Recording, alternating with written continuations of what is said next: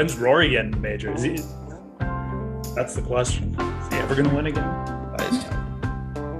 Seems not, but you know what? That's what we're going to talk about here. What's up, everybody? Tuesday afternoon. So that means it's PGA DFS strategy show here at Stokastic. I'm back. I was on vacation. I'm still Ben Rasa. I am joined, Geoff Ulrich in the house. Who better to talk about the 3M Open? Major season is gone, but still plenty of golf. We get a real weak field. We're going to talk about the British Open in a second. But how you feel about the 3M Open? You know, I kind of like this event. I mean, I'll be dead honest. Like it's fun. I mean, like the course is wild. I mean, you can get out like we saw, when the first year they had it. I mean, Matt Wolff just put in some insane rounds. You get guys like Michael Thompson in the mix, just heating it up with the putter. So I like events where some of these guys are live. And I think that this week it's kind of cool because it's not just like we just have like veterans at the top. Like there's interesting players like Davis Riley. Everyone's all hot about Goddard up again. Like there's a lot of these players that I'm pretty excited to see. And I think some of these guys are going to like go low. So I'm weirdly excited about this week. And I don't mind this setup. It's kind of fun, like I said. So I think it'll be a good event.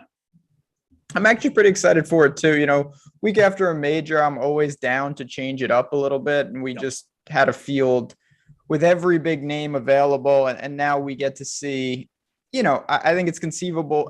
I've always been, and we don't need to go down a wormhole, at majors realistically, barring some outliers, it's a big time player. A guy with wins is going to win majors. You don't just see some random dude, sometimes at the Open, but not really. Here, it's wide. I mean, there are guys that are on my card that we're going to talk about today that legitimately haven't done much on the PGA Tour, and I like that. Yeah. Yeah, it's fun, right? Like you get guys like that in the mix. It's just like the stakes are so high for some of these guys too. And we're into FedEx season, which is like bubble season, which is actually, like a tournament in and of itself and kind of cool to watch if you follow golf. So lots going on this week, honestly. And like I said, I mean, some of these guys are pretty exciting. I mean, some of them, I think we're kind of high on just like to see where they go. But yeah, I mean, I'm pumped for this week. It should be good weather and all this stuff. Like you said, big change from last week, which I really don't mind right now. So I like it. We're going to get to Prize Picks, who's powering the show in just a second. But I want to ask you, let's look backwards a second. You, like everyone in the world, cashed to Cam Smith outright, I believe. Good job. He actually helped me a little. I was rooting for Rory, as I always do. It was great. I mean, it was enjoyable. But what do you think? I don't think there's many takeaways that we can bring to the 3M. But what were your thoughts on last week? I mean, it pretty much played how I thought it was going to play. I think the one thing that I'd say that St. Andrews without wind, it's just like, it's a little bit, it's got that like tournament of champions vibe where it's like the big greens and guys are just, you're sinking putts and like 25 under is almost in play. I think that like I lowered, like if St. Andrews had like those extra par fives, one that's set up as like the weird par 72, I mean, you probably would see like 25 under, but without the wind, that's just the kind of course it was. So it kind of just played how I thought it was going to play. And I said at the start of the last week, like my betting strategy was either like you're piling on a couple guys like Smith and Cantlay, or you should just take Rory. So from that perspective with the wind, I got lucky. And, it's always nice to see your guys sink like 500 feet of putts, but literally it's just, that's how St. Andrews is going to play without wind. And it's, honestly, like to me, it's not really the most exciting tour venue. It's cool to watch and it's cool to see, but like, I'll be dead honest. I don't really like it when the Open is at St. Andrews. I think it was cool that year in 2015, but they also had like 40-mile-an-hour winds. So I don't know. I mean, it was okay. It was definitely like a very exciting final round, just the way it's set up because of what Cam did. But it could have also been a dud with like Rory just like having a 4-shot lead and just being like a really boring Sunday. So it's set up nice, but I'm not like, if it comes back to St. Andrews, it is what it is. It's a cool place to see and go, but it's really not the best Open Championship venue for being serious. Totally with you. My man, Matthew Fitzpatrick, who I basically agree with everything he says at all times. He kind of pointed that out, that it's He's just a sharp dude. He really is. It's not a course that's playable without wind. It's a pitch and putt. Yes. You're kind of beholden to random bounces. It becomes a putting contest. It was still dramatic. I still enjoyed it. I forced myself into playing a lot of guys that I wouldn't normally play at Opens, and that turned out really good. Cam Young, Keith Mitchell, not that he played well, those type of players, Hovland, guys who really, I think, are born scorers rather than, scramblers. And that was great. I just prefer my open golf to be more of the other type, and we didn't see that this year. Yeah, give me Carnoustie, like 6 under par than this. I'd prefer that too. So would I. And last question, and then we're going to get into it. Do you care if your guy played last week in terms of flying back? Obviously, if he played, he's a pretty good player in this field, or would you rather have your guy been, noodling around the States? I would prefer him, as you put it, noodling around the States. Yeah, noodling. Where I forgot whatever noodling is, man. I want some of that. Was the Barracuda? Yeah, right. Barracudaing himself. Sure, Barracudaing. Last week, right? So, but yeah, I would actually prefer that. It's funny because, like, usually I've seen a lack of, like, people just don't seem to care. They're like, oh yeah, like, I'm betting this guy played the Open last week. I mean, it's a pretty big jump, and it's not just the flying, right? Like, I mean, they played in the Open. Like, it's definitely a little bit tiresome. Some of those guys were over there for 2 weeks too, right? So, like, it's not just like a hop in, hop back. It's kind of a big thing. I do have a preference for the guys who coming in, not necessarily rested, but like we're kind of in the States last week. I think it's at least a slight advantage. I'm not fading everyone who played the Open. You can't do that, but it is something I'm like wary of to an extent. We have a limited field just in terms of talent. So, I mean, it is what it is. Like, if your guy is there and you really like him, I wouldn't worry too much about it. These guys are all probably still flying private. Maybe not everyone, but anyways, it's something I'm wary of. I like the guys who played last week or who maybe even took the week off and then played like the Deer as their last start. That's what Cam Champ did last year. Like, he played the Deer and then he came to the 3M and shipped it. So I kind of like that setup better. I'm with you. I do like that setup a little more. I will say, if I'm splitting hairs, I think it's much better that it was an Open that was pretty laid back in the sense that they weren't if it was 10 over was the cut and it was brutal and the guys were flying back, I think that'd be even worse. That was pretty relaxing golf. Guys were not struggling with the elements by any stretch. So if you were out of it, I don't think you expended a ton. You do have the jet lag and whatnot, but that's about it. So let's dive into it. I want to talk about Prize Picks. As they always do, they power this show. They do a great job over there. And if you haven't been over there, now is the time to get over. We're going to give you a little money for doing it with the promo code AWESEMO, $100 first match deposit bonus at prizepicks.com. What they're doing is daily prop-based contests. You're choosing over and under, and they have categories that are a little different. You can do birdies or better, just traditional strokes. What is the guy going to score, or matchups? I like this, Geoff, because when we get to these courses, you can correlate it. So if you're like, this is going to play like a joke, you can go over on all the birdies or better, and you get yourself a nice 5x win. Yeah, I like the categories they have over on Prize Picks. Birdies are better. You can do matchups too. Yeah. Some really like funky matchups sometimes you get on Prize Picks, so look for those.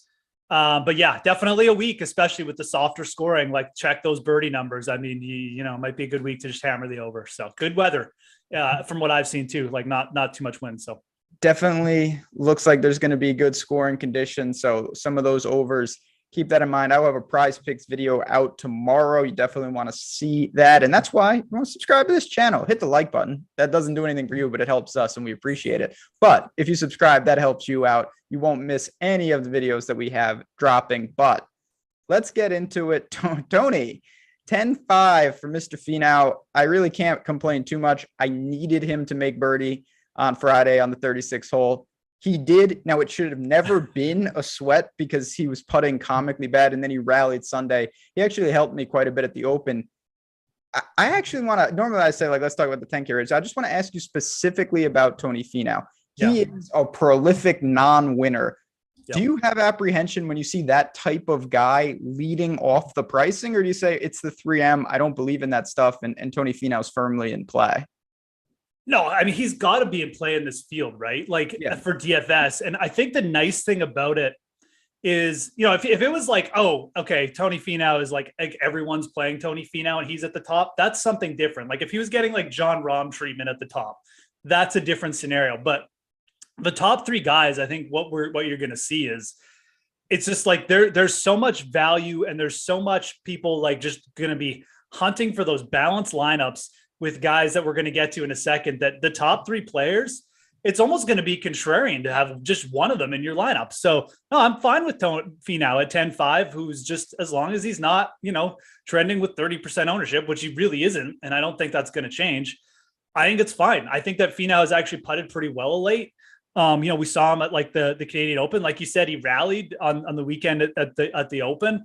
Didn't start off well, but that, sometimes Finau does that. And that's honestly, when you see Finau do that, I think that's when you can almost say, okay, like he's playing well because he gets himself in these funks, but if he can get himself out of it, the game is there. So it was actually pretty encouraging to see him do that, I think, just from like a setup perspective for this week. But, if obviously we're talking DFS and not like betting, he's not my pick to win or anything, but because you're going to have to sink up like a million feet of putts, and it's just not, he's a good putter, but he's not like the best putter. And I think for DFS, so it's fine. Like I said, he's setting up as the contrarian move to start with one of these guys, and that's what we like. So it's an interesting little range because when you look at just, in my opinion, the best players long-term in this field, you got Finau, you got Decky, and you've got Sanjay.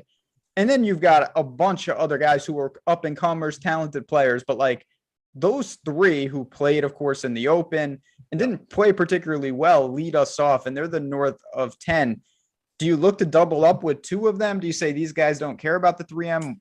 I assume if Decky's playing, he's not going to live. Obviously, that's a weird situation in itself. What do you do with the quote-unquote big three?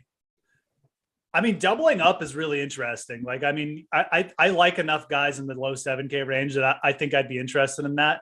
I haven't necessarily like made the decision, but I think with the Hideki Live stuff, I'm kind of just, that's the player I would kind of just be out on, even though I do like this setup. Like we've seen Hideki, like, the Sony Open, he can just get so hot with his irons on courses like this, where it just becomes a joke to him. And he can just get to like 18 under par without putting, like with like losing strokes putting. So that scares me a little bit, but he would probably be the player I'd leave out of those three, excuse me. So yeah, I think that's a viable strategy. I don't think you necessarily have to double up, but that if you really want to make sure you're unique this week, not many people are going to be doing that at all. Like I said, I think just even having one of those guys, you're gonna kind of set yourself up because you're going to be dipping down a little bit lower anyways. But it's certainly something I could see myself doing, probably with Finau and him. Depending on how many lineups you play, I would, I'd be fine mixing Hideki in there. It's just, again, if I'm ranking them, I'm probably putting Hideki third, mainly just for narrative and like live reasons, I guess. I think I'm with you as well. I would go Finau over Sanjay over Decky. I wouldn't have, listen, they're great players. I wouldn't have a problem. If you told me you think Decky comes out and blows this field away, I'd say that could happen. I also think that, I don't know, there's a lot of scenarios where Hideki has a middling finish. Maybe there is more to it. And I tend to like him on harder tracks, to be honest, where putting isn't as important, because if he doesn't nuke with his irons and it does become who can hit the most 15 to 20 footers, I would choose Sanjay over him basically every time. Finau is just there. The one thing though, and it doesn't make a huge difference, but I think it's noteworthy. These guys are not 11-2, 10,000, 10,300, and 10,500. If you do 2 of 3 in a lineup, it's really not that difficult. Finau and Sanjay leave you just under 7,500 for 4 spots. That's easy to build. Like you can do a million different things. I'm definitely going to explore that build because I think most people are going to go to the 9s and even more balanced. And you've got Thigala, Hadwin, Maverick, and Davis Riley, who I think is going to be crazy popular. I think he's live to win the event. He's going to be my one and done pick for people who are interested in that. Talk to me about these 9K guys. Obviously a lot of talent there. Yeah. And again, like just talking about, popularity, obviously, you can go to Stokastic, if you're a subscriber or not. The ownership projections, something that I know like Ben and I obviously use probably a lot. We talked about them a lot when we're on the show. So definitely something to check out. I think right now, like if I'm fading someone in that range, I've told you this before, but like I'm on Davis Riley again this week. I like the fact he's coming in rested. He's put in some really positive performances off rest too this season already. The guy I'm going to fade in this range, I think is going to be McNeely. It's funny because I just finished writing him up and he is projecting well on the site, but it's just a pure ownership thing. You mentioned Riley and I think he'll be popular, but like, you look at between Riley and McNeely, and I just don't think that McNeely quite has the game of Riley. And if they're both trending with like 25% or more ownership, I'm fine fading McNeely over and riding with the Davis Riley chalk. That's kind of the stance that I'm probably taking for DFS this week. Theegala and Hadwin, just because their price probably won't get up as high. They'll still be up there, I think, especially Theegala. But yeah, when I'm looking at those two, I think that's probably the stance that I'm willing to take this week, is looking at the 9K range and saying, just crossing McNeely off and just being like, that's my fade. That's my stance this week. I like him. He doesn't have that high end iron play that we see. And if he doesn't sink a million putts this week, he's probably going to finish like T25, maybe even worse. So, McNeely is an interesting player, but I just think with the popularity this week, I think I'm fine leaving him out. Yeah, I mean, Maverick, he's had a weird little run. He's playing really bad. Then he bounced back at the John Deere, as I think made a lot of sense. The weird data point is what he did in Scotland. He was very good, and that was brutal conditions. I think that's more of just maybe random, if anything else. The guy that I'm struggling with, I'll be honest, and it's the one you didn't mention, is the course history man with Adam Hadwin, who he's looked great in 2 appearances. I don't think he's overpriced. I'm not going to say that, but I don't, if he's popular and our tools and leverage don't point him out, I probably go in under on him. I would go to Theegala and Riley as well. It's nothing against Hadwin. He's just maybe paying a little extra for the course history tax. He's gained 5 and 6.5 strokes putting in his 2 events here. He does that. He is a good putter. I just think that maybe for me, Davis Riley at flat 9, I know people are going to look to him, but man, there's no doubting the talent. At the Travelers, he came in 64th. Yeah, he lost 8 strokes putting. Other than that, the guy's been fantastic tee to green. He's answered every call: hard course, easy course, big field, weak field. What's there to say? I've been late to the Davis Riley train, but certainly going to be on it this week.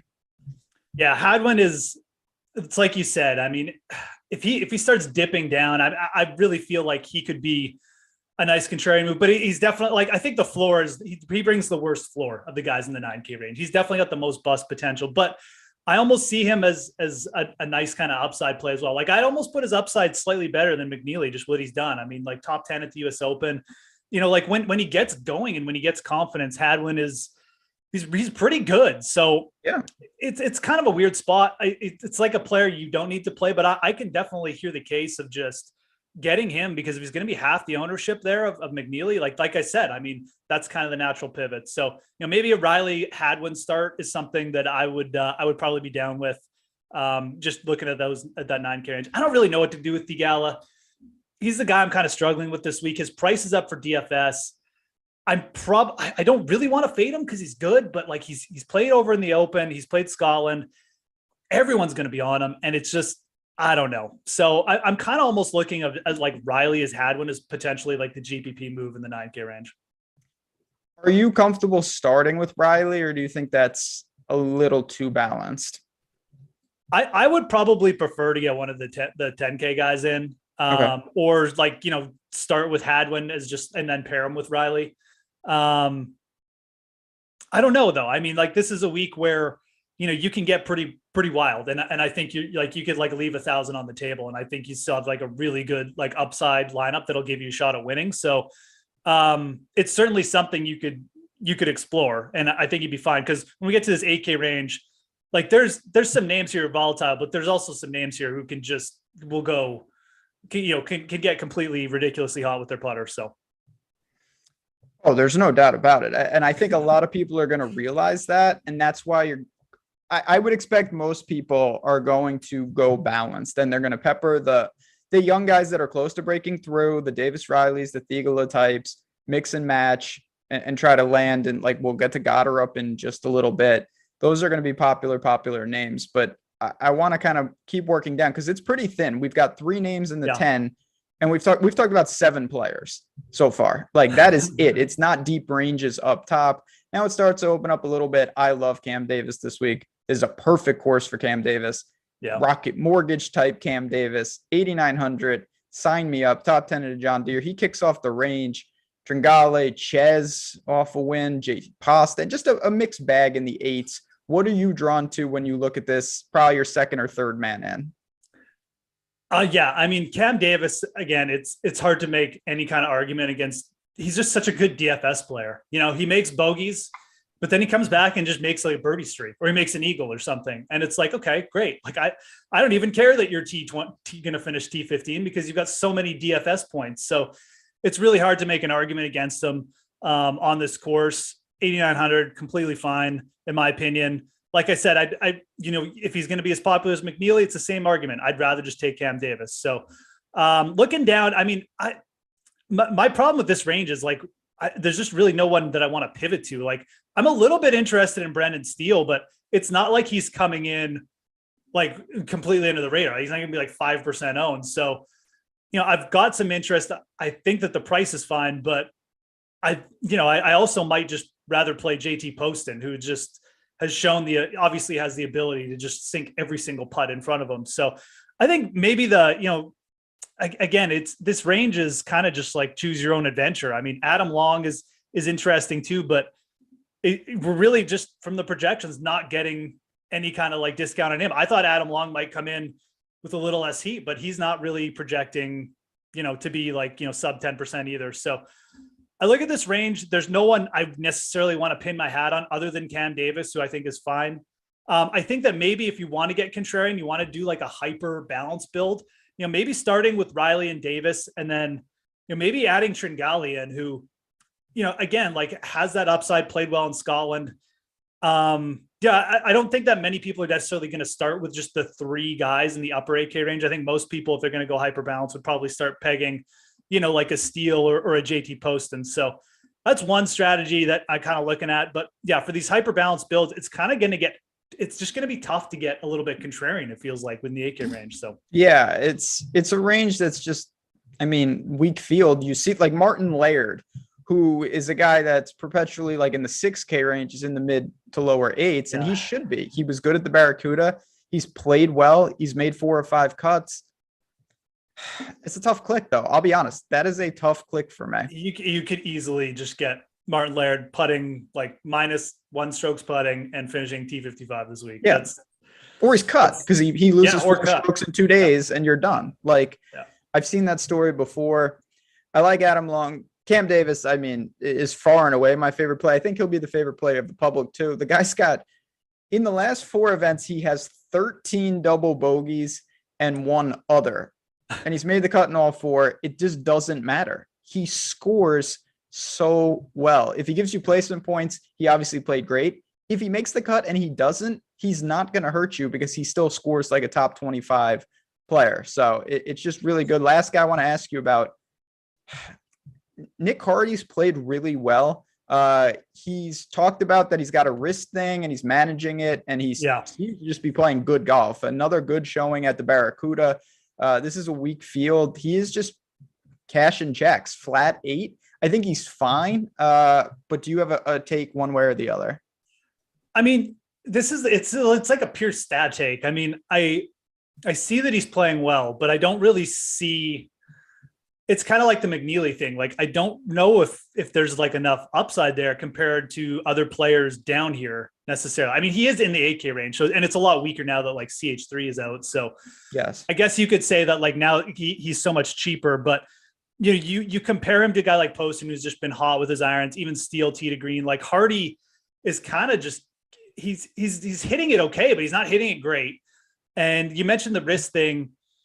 I just kind of feel like we've hit peak Hardy. Like I'm not sure if there's that much more to give. And if he's going to be pretty popular, which he obviously is, then I think that like I'm just going to eat the chalk with Goddard, or perhaps even play Ryan Palmer this week. I mean, I think that Hardy is probably setting up as like the fade, like kind of similar to McNeely. And again, it's nothing against these players. It's just that like we have the entire 8K to like 9K range is full of like Nick Hardy and like McNeely like players, and like you have to make some choices. You can't play them all. So Hardy's probably someone I'm out on this week. If he wins, he wins. I just don't necessarily see it, mainly from the stats that like he's just going to be better than what else is available. So it's kind of my take on him. It's going to be, I mean, right now, and I have not built on a Tuesday afternoon, it is a really thin range. So people are going to get forced into him who don't even like him because CH3 is gone. Goddard is right there for sure. And that kicks off the 7K range. Ryan Palmer, I don't even want to talk about Jason Day. I cannot take it. We don't need to talk about Jason Day anymore. We really don't at this point. I mean, we can talk about. I don't know. Is this like the galaxy brain? Like is this just where he finally just goes like ballistic? I'll be honest. Like I don't have anything to say about Jason Day other than like, yeah, it could be the week. I have no idea. It's pretty, I think it's ironically actually a really simple guy to talk about.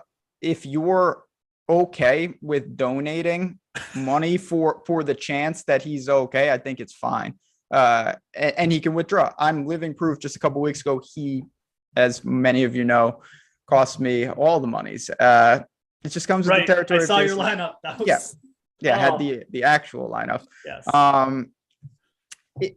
I don't have anything to say. There's no indication that he's going to play well, but long-term form, he's obviously one of the better players in the mid-sevens in the 3M. I mean, there's no doubt about that. The other guys, though, so let's talk about Goddard, and then we'll open the range up because he's going to be a hot topic. Everybody loves to play these guys. And so far, short sample, I've gotten this guy right at all times. John Deere cashed in. Barbasol, not that I played that, but I did not like a 40% on Goddard. No. Is he in the bounce back spot? Where is he? We still really don't know that much about him.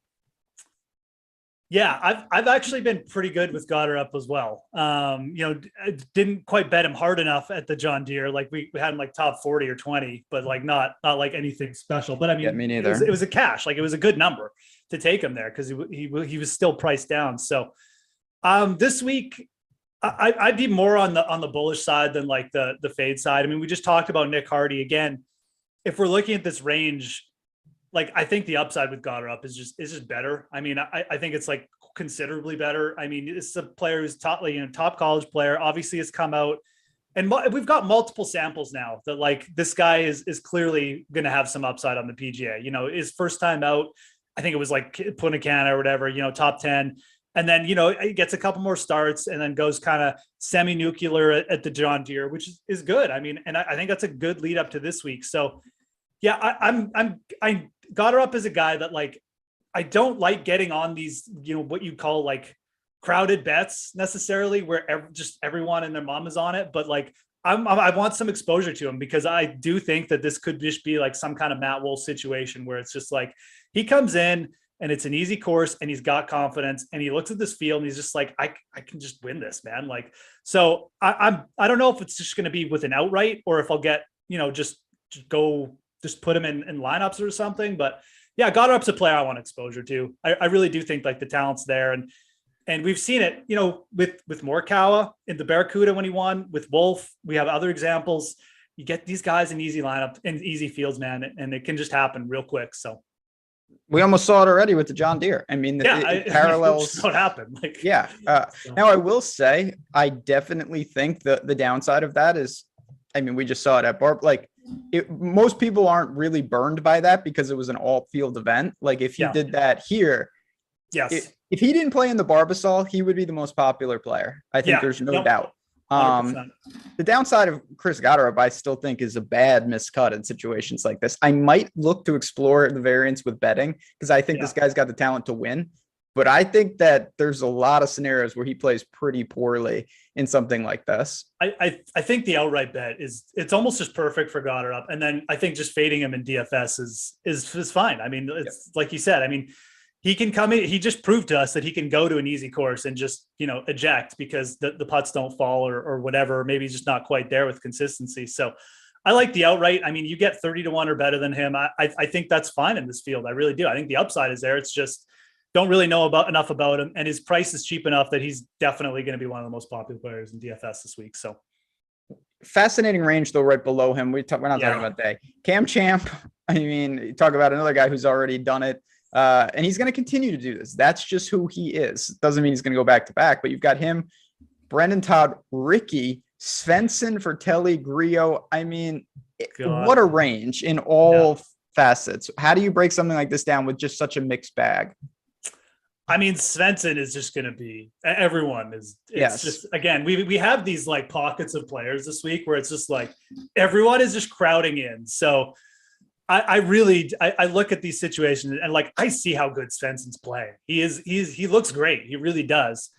And would it shock me if he came in here and got to like 20 under or something? No, but it's still Adam Svensson, man. Like like he's good, but it's like these guys can just, it's still early. Like it's the consistency can still come and go. He's really has proven to us also that like the putter can be a big issue for him. So I look at this range as, again, like, Clark, probably another fade for me, a guy who just, I don't know, maybe Clark is someone I might bet as well, like kind of put him in the Goddard up category of just getting it right on. But I look at this as potentially a good pivot point. I'm not sure if I want to pivot to anyone else in this range. I really think Grillo is probably the play here for me. And I hate to say it, and everyone's probably rolling their eyes with Ben and I on the show, but like, why not, man? Like he's trending with like 6% ownership. This is a dude who just outperformed Goddard up at the John Deere like 2.5 weeks ago, whatever. So take what's given to you, man. I think Fratelli and Grillo probably are guys I'll look at. I just can't get there with Ricky.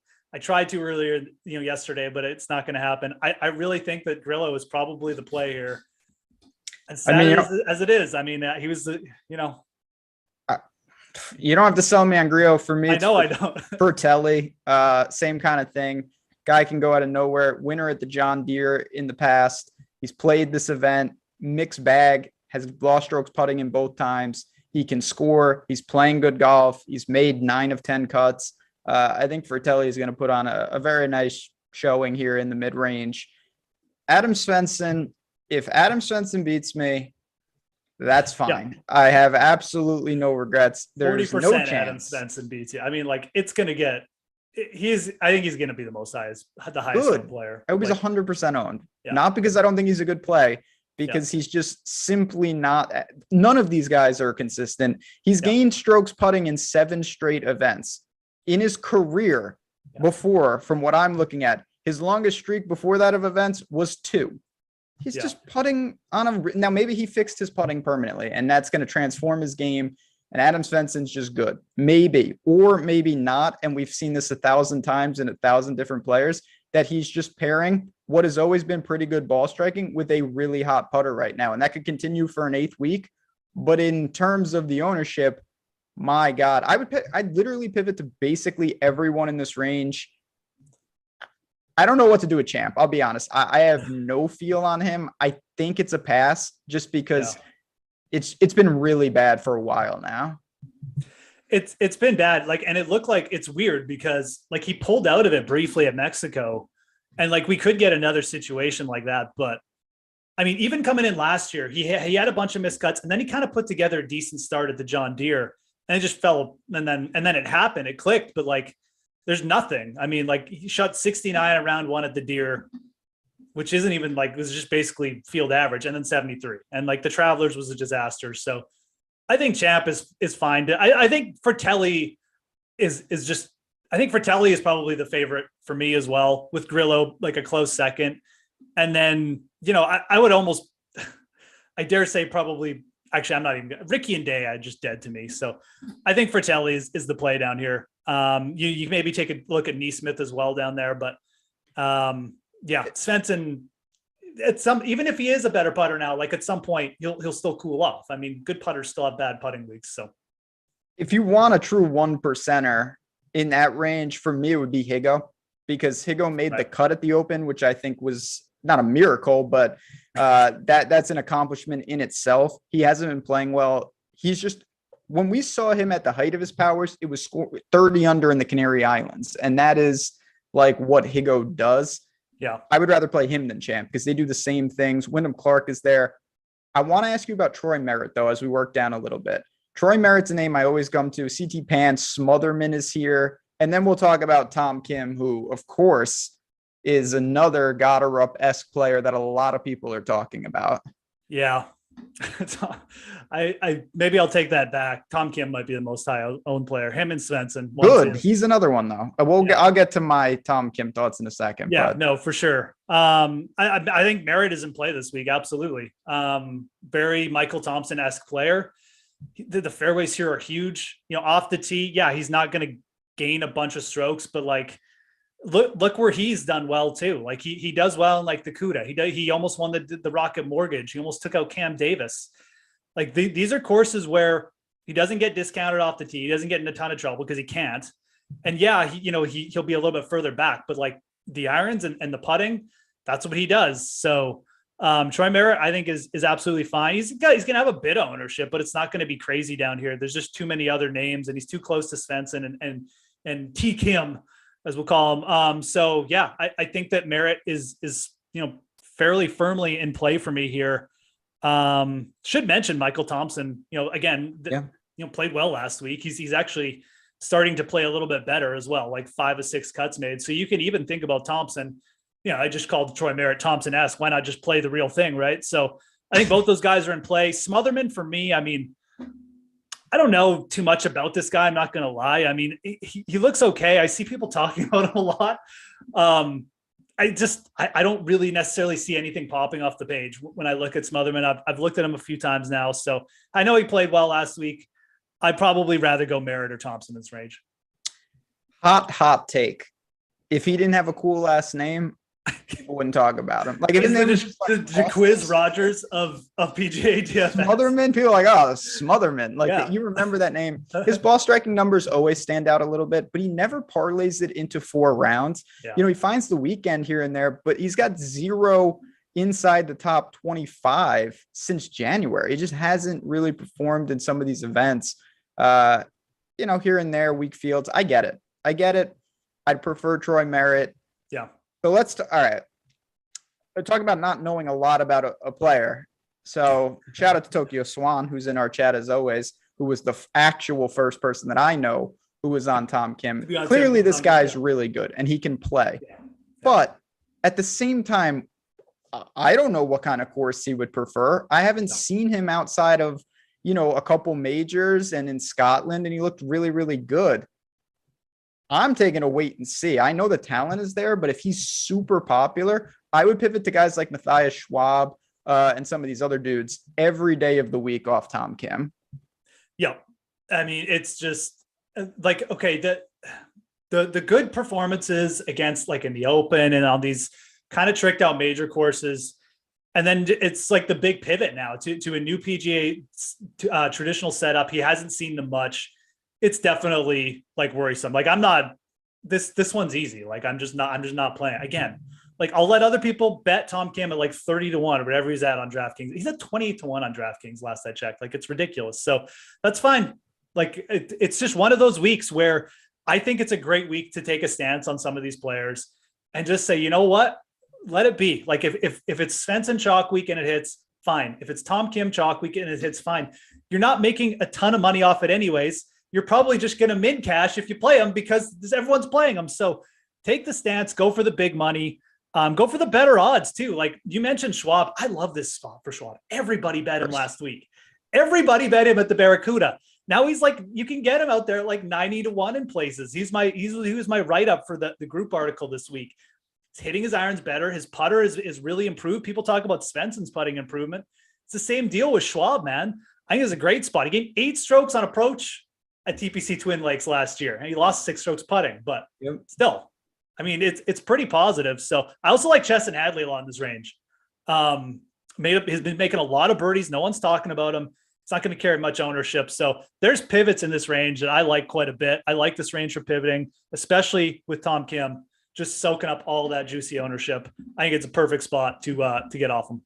Yeah. And I just want to certainly be clear from my vantage point. It doesn't mean, these guys are really popular, like, can't play them at all. Like if I have a lineup and I do some weird stuff and I'm at one of these ranges and I know that ownership's not going to play a factor, I'll probably take the best, safest available. And sometimes that will be one of these guys. But when I look at single entry and I look at how I want to build my teams, I do not think that Tom Kim is 8 times as likely to beat Chesson Hadley when he's going to be 10 times as owned and things of that nature. So I will echo what you said on Schwab. I just did a video over on the OddsChecker channel. If you like betting, you can go check that out. Matthias Schwab was in that video. He gained 4 strokes putting at the John Deere inside the top 20. You mentioned at the 3M last year, he struck it great. He just had a typical Matthias Schwab putting performance. It's been better lately. We've seen the Euro. We've seen Euros too. I know this is a macro thing, but how many Euros have come over and broken through over here in the year or so, whether it's Herbert or Higo or those types? Matthias Schwab fits the mold of most of those guys. Any Bo Hostler thoughts? He was one of the first guys I looked at this week. And like, it doesn't, nothing really translates to me that like this is going to be it. But I mean, again, like he's really does fit that Cam Champ profile like a lot. Yes. Like a lot. I mean, Champ came in here. Yeah, he gained a few strokes on approach, but he just lit it up putting and used his distance as like an advantage, which is basically what Beau Hossler can do. So yeah, I think that like Hossler is a player down here who I think is going to get added to my betting card just at like the end of the week, just because I want some exposure. I don't know if I necessarily want to use him for DFS because just the boom bust factor. Like I think that like guys like Schwab and Hadley, I'd probably rather play. They should have a little bit safer floor with similar upside. So Hosler is definitely like, I look at this range. I mean, I'm not like, there's really nobody else that I'm that interested in, which is why he was one of the first players I kind of checked, but I'm not like super bullish on it just because of the recent form. But I recognize like if Champ can do it here, I think Hosler could do it here too. So there's no doubt that Hosler can do it. It's just another guy. We're going to get a lot of this week. You have to embrace some of it. The floor on Beau Hossler is he's legitimately like 7 strokes off the cut line after day one, and he's just out of the tournament. We've seen that a million times. We're going to see it plenty more. He could also gain 8 strokes putting, win the tournament. I mean, it's that big of a range. I like guys like that. We are, as usual, we're very in sync, and I like that. Schwab, Hadley. I don't know if you have this guy on the radar, but I do. Hayden Buckley. Oh, another one of these guys. Another one of these guys. This dude is striping it, and no one's really paying attention because he cannot putt either. He was 14th at the U.S. Open, 43rd at Travelers, 30th at John Deere, 63rd at Barbasol. He lost 8.5 strokes putting. Tee to green, he's been positive. Off the tee, he's been positive. The approach has been positive. He's just striking it. He can't really do anything. I prefer him in easy courses as I do most of these type of players. Hayden Buckley as a complete dark horse is the type of player I want to get to this week. Yeah. And like, you know, you mentioned Smotherman, but I mean, Buckley is a player who I concur. I mean, like you can see there's just like a little bit more going on with, you know, the potential upside if this guy starts sinking putts. He kind of reminds me of like Svensson, like early in 2022, who was like striking it, but wasn't hitting any putts. Now Svensson's hitting putts and everyone loves him. So maybe we're buying in early on Buckley. I mean, there's, again, like it comes down to just this range. Like I could certainly see myself rostering Steven Yager again, just because like he gained strokes. That guy. Yeah. Again, I know just because of that's who I play. But like Buckley is definitely, you know, I think has the far safer floor right now. And again, like we're bringing up names like Yager and Beau Hossler. You can play like one guy, but like, you know, if you're obviously don't like go 40% on these guys. These guys are boom bust. Buckley is definitely like the safer floor play. I will say this. I think Callum Tarrant is like, again, like we throw him in the Matthias Schwab bucket. I mean, this guy's starting to show some things as well. I almost forgot this guy existed. I mean, I know he played like a little bit over in Europe, but I forgot that he had even come over on tour because he was just basically doing nothing for most of the year. So, you know, really nice performance at the John Deere, played well again last week. And I just like the things he's doing. Like he seems to be confident on the greens right now, which is good. The ball striking has been like a lot more consistent. He's not a disaster off the tee or anything. So I think Callum Tarrant is another player down here.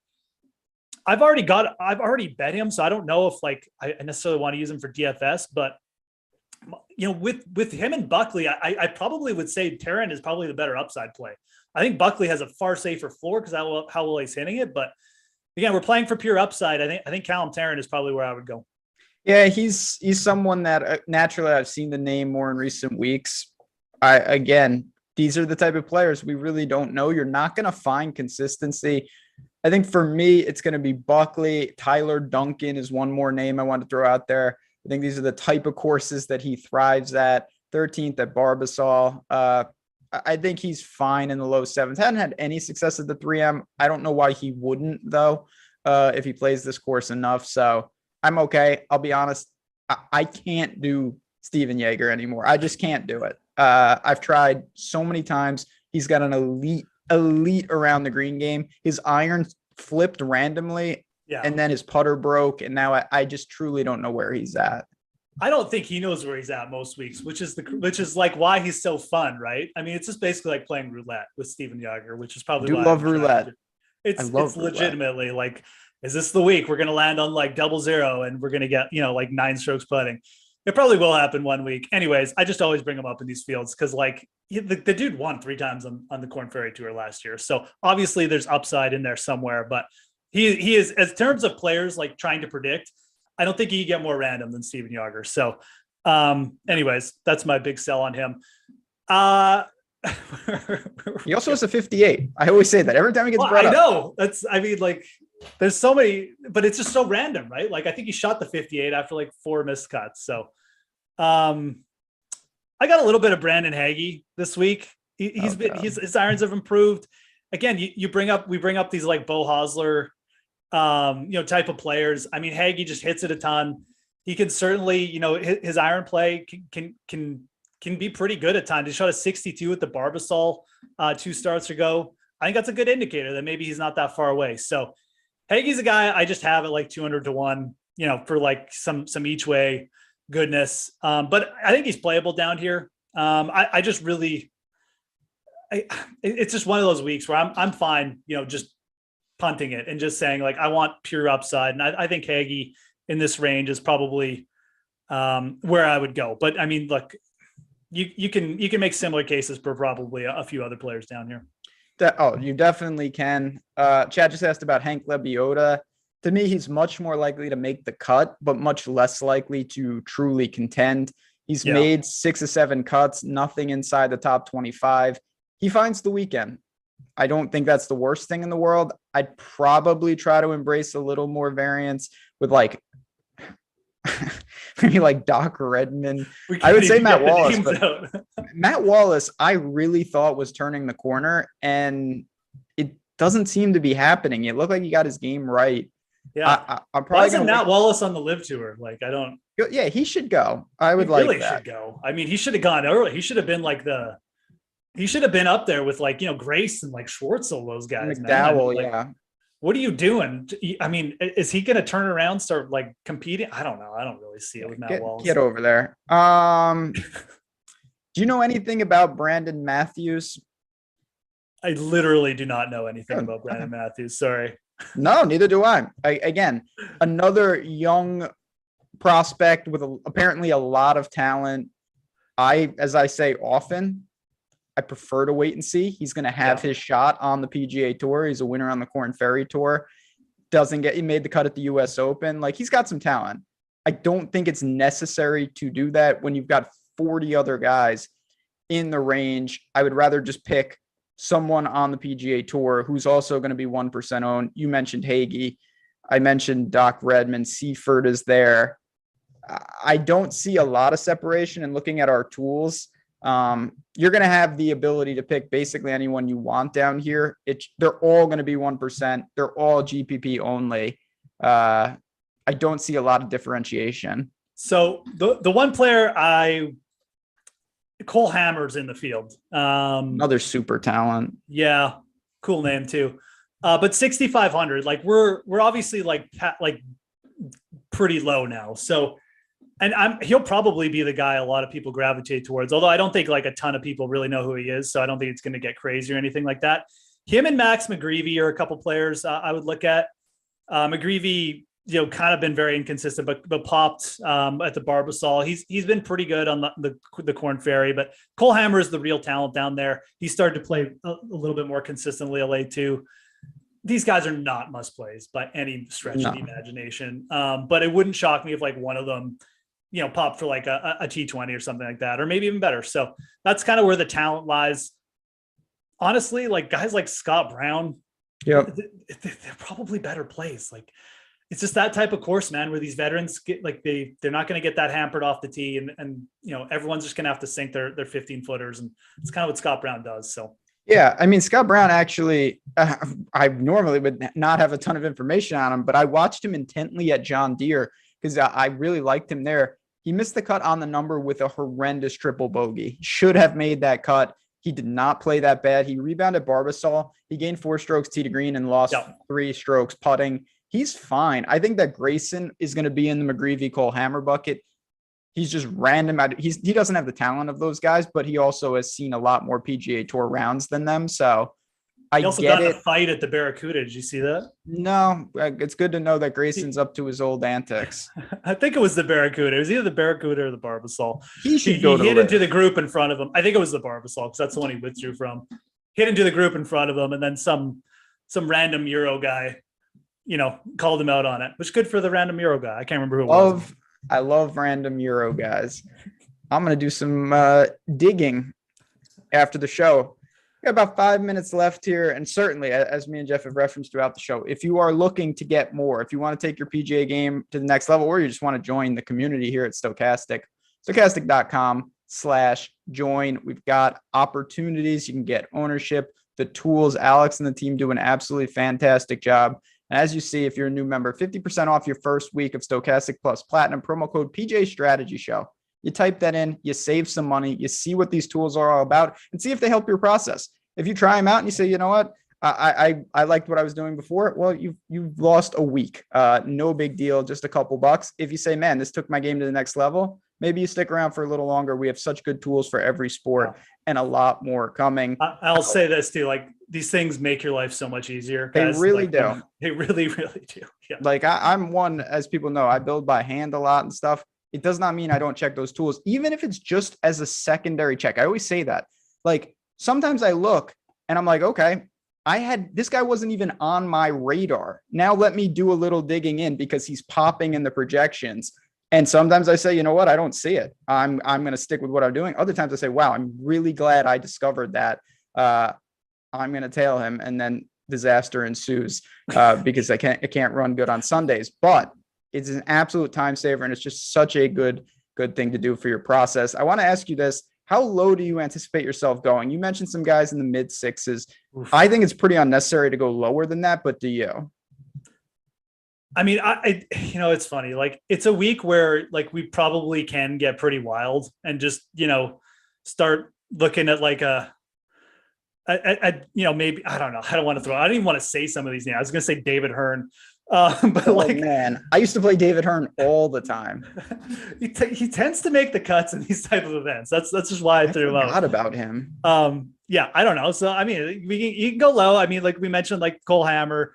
We mentioned Scott Brown. I do think it's a kind of week where I like getting contrarian in these type of weeks because everyone just piles onto the same guys, and you can go with like the doubles, like maybe like a Finau Sungjae stack and throw in one of these min 6K ranges. It's super volatile. You don't have to do that. You can still be a little bit contrarian and just be, like go in the low 7K range with all those guys that we actually liked rather than playing these guys. So it really is unnecessary, but at the same time, like there's going to be some really, really condensed ownership this week, which is always tantalizing because it just opens it up. Like if some of these guys finally falter, like we're going to be in great position if you got some crazy, like, off the board 6 of 6s. So I do like thinking about it, but it's not necessary. You can get different in safer ways. Let's put it that way. No doubt about it. I'm a huge advocate of game theory in general, particularly in fields like this, just because to me, the made cut equity in fields like this is lower across the board, even for the better players, just because they're not as consistent. And I've always said, to me, what separates the Rorys of the world from these guys is not their ceilings. It's that when Rory doesn't have it, he shoots like 1 over or 1 under. He doesn't shoot 79. And then backdoor is the top. And then this is also true. Paul Barjan, 6,300. I mean, again, I don't think he's that much different from the guys we mentioned. He doesn't stand out in any way, but he's no better or worse. So if you, for some reason, need someone down there, I don't think it's that bad. I also don't expect him to play well, but I'm not sure any of these guys really project to do much of anything. And some of them certainly are going to be around for the weekend. That's it. I mean, if you can get that stack and you just get your 6,300, 6,500 guy through. I mean, like we said, I mean, these guys are just the studs this week, the chalk this week. They're just more volatile. So yeah, I do kind of like thinking like that. Also if you're making like one lineup, you don't necessarily have to get that crazy, but it's a good week to think outside the box. I really like these tournaments for that. I like doing the shows with you on these weeks too, because we both kind of. Oh yeah, of course. We love to have you on. We're going to do some new things. Definitely want to expand this and keep it going tomorrow night, live before lock. Check out, I was going to say schedule, but we'll let you know what time. It might be a little earlier in the day because there is no baseball. We're going to get it in prime time. I'm thinking about 5 Eastern. So stay tuned for that. Me and Eric Lindquist will be breaking it all down. But for us here, we're going to bounce on out of here. For me, for Geoff, for Tyler behind the glass, and for Prize Picks. Thanks again for hopping in at the Fantasy Grind, at JazzRaz DFS. You can do all those things if you want to follow us. And of course, get inside the ropes here at Stokastic. Hit the like button on your way out. Friends, let's have a good 3M open, and I will talk to you guys tomorrow. Oh, Schwab week. Schwab week. Yeah, that's the final word. Ben and I are both on it. Schwab week. No better way to end the show. We'll talk to you guys soon.